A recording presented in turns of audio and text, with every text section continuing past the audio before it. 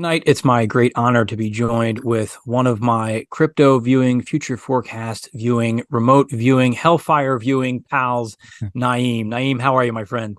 I'm good. I'm good. Doing great. How you doing?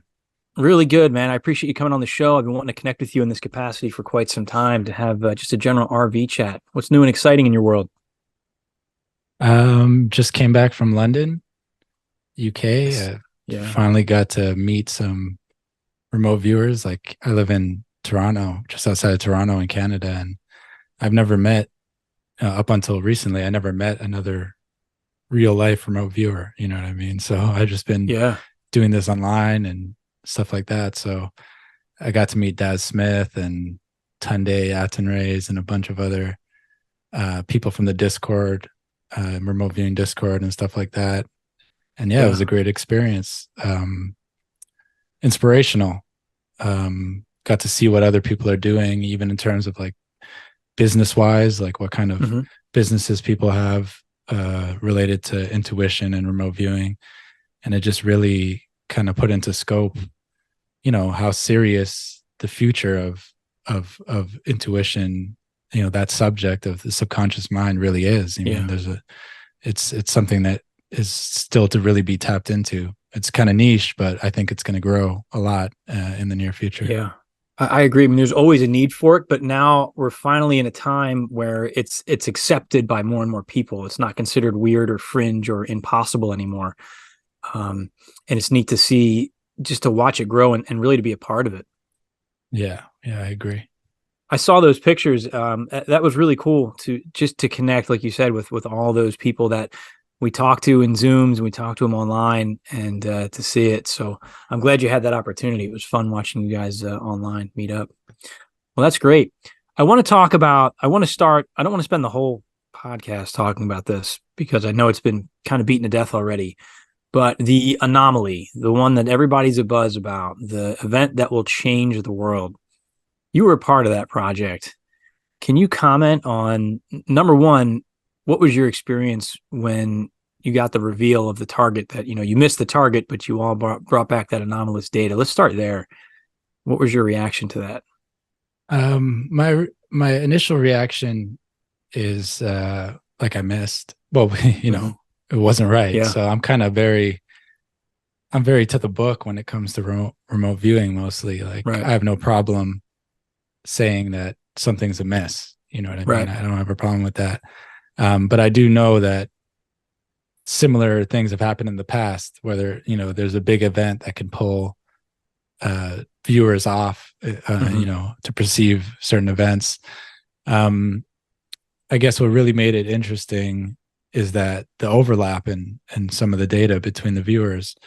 So I didn't have the huge explosions and stuff like that, but I had Hmm. data on some kind of legal battle going on, and Yeah. Edward Reardon's session had a huge chunk about a legal battle. Right. So that kind of made it uh, more interesting to me. You know what I mean? Whereas maybe I would have just seen it as okay, I was off target. To Right.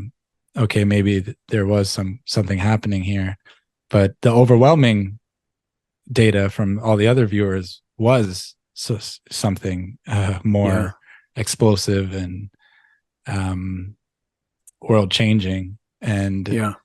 as with all, future, looking at future tasks and events, um, there's always a level of uncertainty and probability. And remote viewing a future is experimental, but Hmm. we do it every month with world events.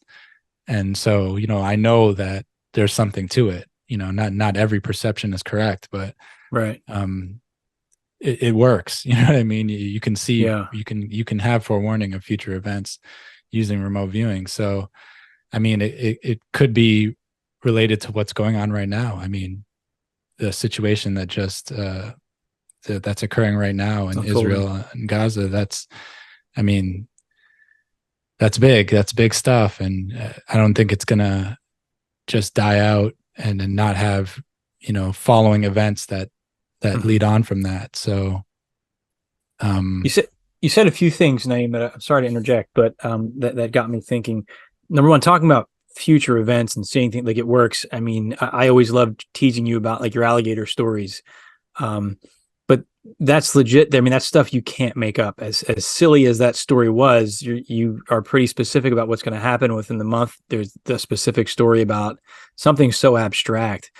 And obviously you've predicted the bigger stuff too, the more serious stuff.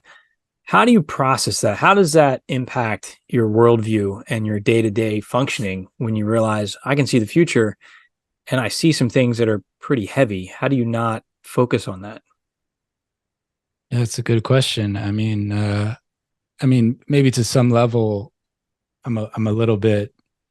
I don't know if the word is desensitized, but Mm-hmm. um, I've been doing it for so long. Like even before I started working with FFG, I was trying to see future events on my YouTube channel, Right.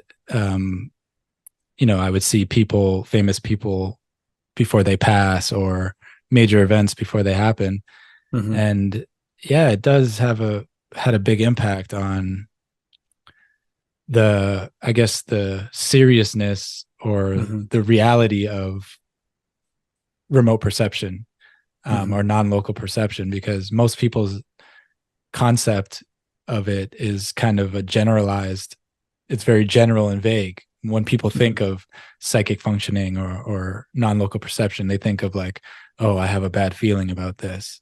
You know what I Right. mean? That's the kind of level they think of it as. But when Right. you really get into it and you start doing this, you start to see that no, you can see people, you can get details on events enough to Mm-hmm. identify, what they are and things like that. Right. So once you realize that level of it, it just really changed the way I function and see the world. Is like our minds are playing a way bigger part.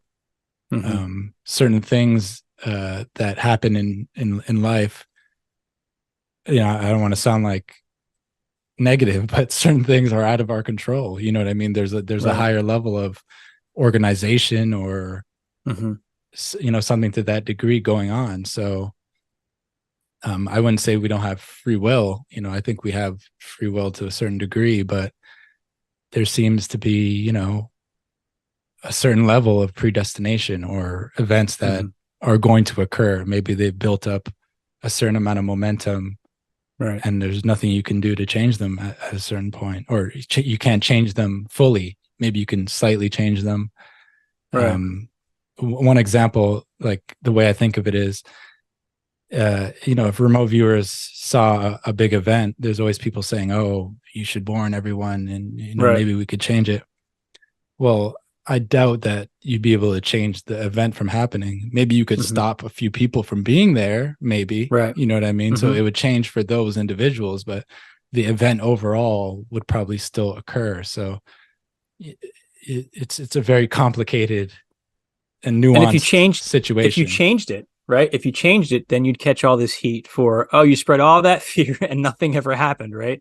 So you can't Exactly. win either way. I mean, we might change things when we put things out there like that, and Yeah. we just don't know based on our current focus and perception. Yeah. It's like we're just people, we're just Mm-hmm. people like anyone else out there. We sit down and we Right. we record what we get. You know what I mean? It's like Right. it doesn't give me any more power or influence over the world to go and make something change at that level. You know what I mean? Right. Maybe on a personal level, you could use remote viewing to make changes in your personal life. Mm-hmm. But when it comes to that global scale, I mean, I That's think a big. really That's a tall order. That's a real tall exactly. order. I think just putting the data out is Mm-hmm. the best way to change or open people's minds. You know what I mean? Right. Yeah. Right.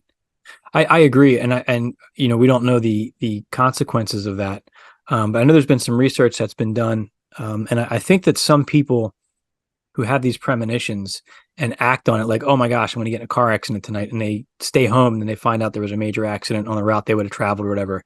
I mean, that's changing the future, right? If you're seeing this is going to happen, so I do believe that predestiny or not, we do have the ability to change certain events, but I always struggle with where's that line? How much control do I have? How much free will do I have? Yeah, I agree. And I was recently reading or rereading Ingo Swan's book, That's what I Your was referring to. Nostradamus Factor. Yeah. Yeah, And, yeah. I have to agree with him. He talks about that the idea of, or the ability that we have to perceive a future event is Right. probably linked to survival, being able to Yeah. change it. It's probably what it's linked to. And from my own personal experiences, I think that's true. But then again, once again, probably more on a more personal level. You know what I mean? Maybe if the whole Right. population was on that level of foreseeing events, maybe we could change it on a bigger scale, right?